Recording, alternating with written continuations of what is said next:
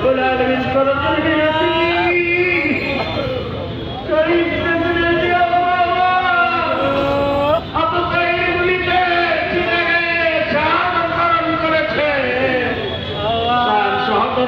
আজকে চলে গেলেন ঘরে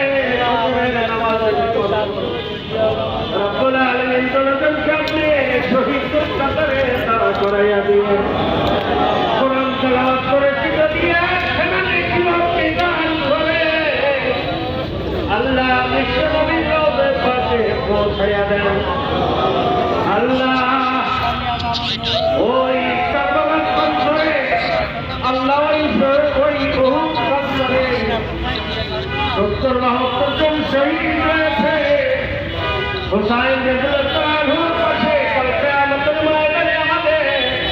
বিএনপির প্রতিষ্ঠিত শহীদ রাষ্ট্রপতি জিয়াউর রহমানকে হযরত হুসাইন রাদিয়াল্লাহুর সাথে হাসরের ময়দানে শহীদের কাতারে যারা করাইয়া দিলেন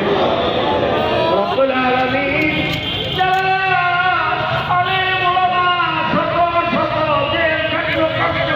শহীদ হলো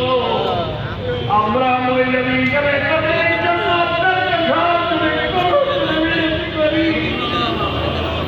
আল্লাহ মাঝে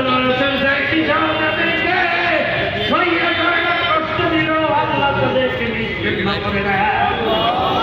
আল্লাহ আমাদেরকে ঐক্যবদ্ধ হবে আগামী 12 তারিখের নির্বাচনে ডানপন্থী সরকার আমাদের বিএনপিকে নিরঙ্কুশ সংখ্যাগরিষ্ঠতায় অর্থনার জবানে জারি করে